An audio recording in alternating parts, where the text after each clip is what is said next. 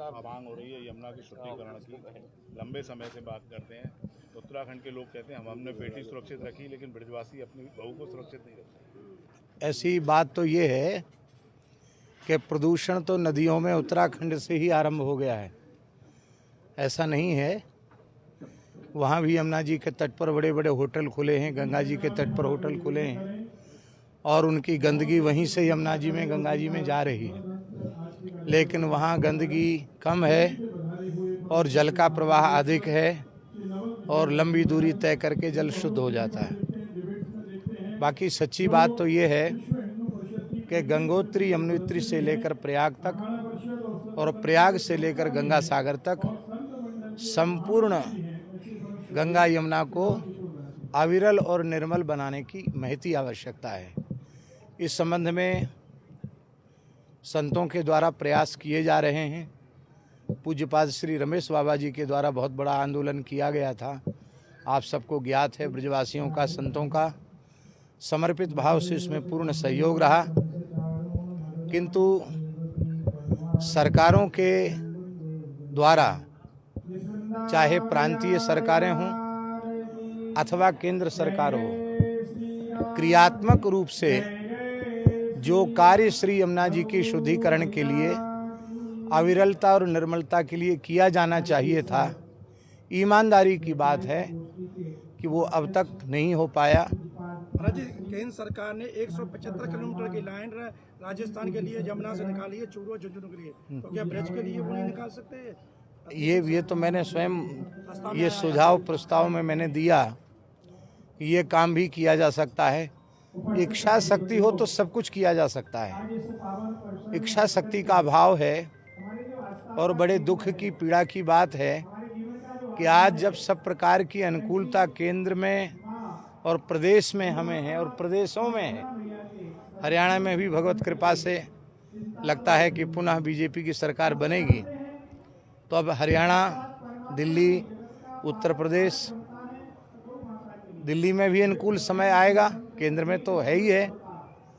तो केवल अब कहने की आवश्यकता नहीं, करने की आवश्यकता है। क्रियात्मक रूप में कुछ किया जाना चाहिए।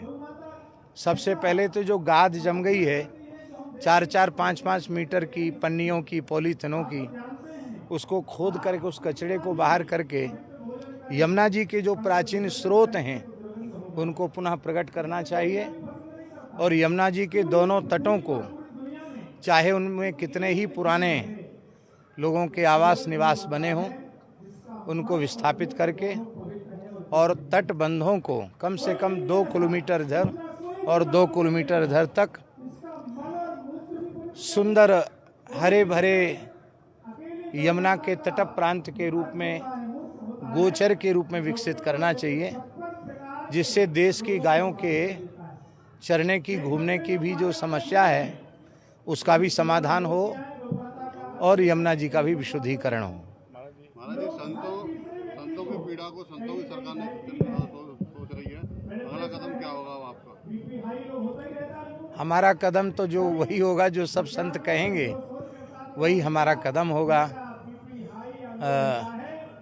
पूज्य बाबा महाराज और संत महापुरुष जो प्रेरणा करेंगे उसी को हम सबको कटिबद्ध होकर के करना चाहिए। महाराज जी, महाराष्ट्र सरकार ने गाय को राज्य माता का दर्जा दे दिया है। हाँ। उत्तर प्रदेश सरकार से क्या मांग करना चाहिए? इस बार मांग तो हम मंच से तो कर ही रहे हैं और आज की गोष्ठी में भी ये मांग रखी जा रही है।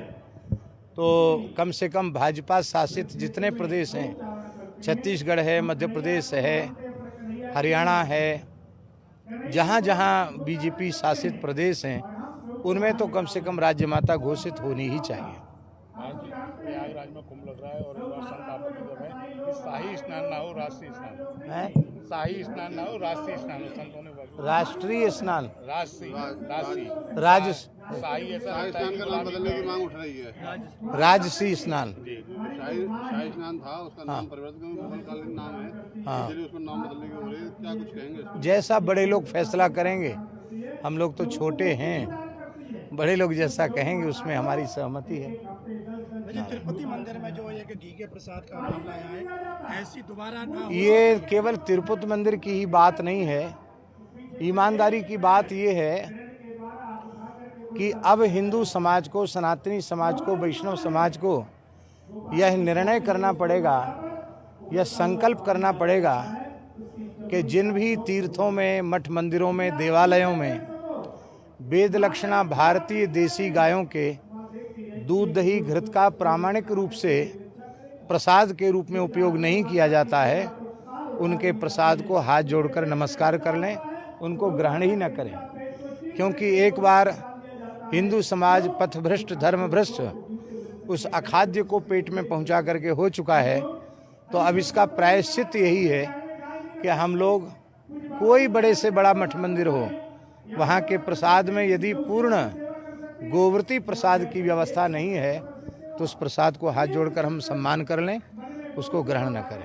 आखिरी सवाल, अयोध्या का मंदिर बन चुका है, श्री कृष्ण जन्मभूमि को लेकर संतों के क्या विचार है, आगे क्या रूपरेखा? अयोध्या मंदिर निर्माण में जितनी समस्याएं थीं उतनी समस्याएं कृष्ण जन्मभूमि में नहीं हैं। उसका कारण ये है कि सैकड़ों प्रमाण उपलब्ध हैं, एकदम खुले खुले प्रमाण उपलब्ध हैं कि कृष्ण जन्मभूमि को तोड़ करके जो ओरछा नरेश महाराजा वीर सिंह जू देव के द्वारा बनवाया गया था मंदिर, उसको तोड़ करके औरंगजेब ने एक विवादित ढांचा उस स्थान पर खड़ा कर दिया। तो उस कलंक की निशानी को मिटना चाहिए।